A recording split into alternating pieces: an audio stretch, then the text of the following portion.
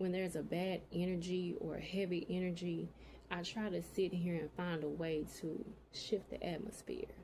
When they coming out a certain way, when you know it ain't nothing but the flesh talking, it ain't got nothing to do with God, it's them talking. You got to be able to tap into to know, be able to shift that atmosphere and get that off of you, because that'll make your whole day be bad by somebody else's bad or negative energy. So I try to keep positive energy around me. You get what I'm saying? And so when I was at that particular daycare, it was always bad energy.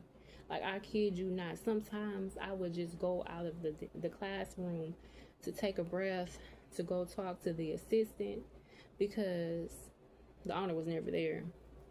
So I would talk to the assistant until this dies down, or until I feel as if I can go back in here and finish dealing with these children, because I have to be it's got to be a certain atmosphere for me to be able to flow. That's just like if when I bake and stuff like that. Okay, also with them food stamps, they didn't want me to get the food stamps because they realized I had started baking and cooking.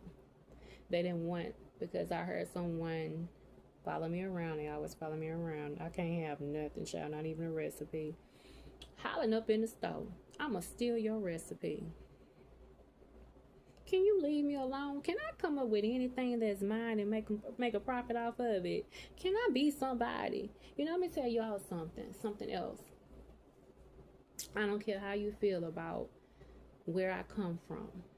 I don't give a care how you feel about my parents. I'm not my parents. And for me to actually have to hear that because my parents, or you feel that my parents weren't shit, or my parents ain't it, this is what I heard, that I can't be somebody, is terrible. I would never tell the baddest child. You get what I'm saying? No, my parents weren't rich. No, my parents, I've had to work my whole life. I don't even talk to my parents. But there is still a respect of me not saying anything versus someone sitting here talking about them and then making it about me. I don't have time to talk about them. They did what they did. That's that. God got to deal with them. That's no longer my problem. But for me to hear that I cannot be successful, or I can't be anything in life because you feel as if they weren't something, or they wasn't like famous, or they weren't like paid or had a lot of money, that me as their seed, I can't be something. That's why we break generational curses. I'm so sure that they had basketball players that are now successful, football players that are now successful, rappers that are now successful, baseball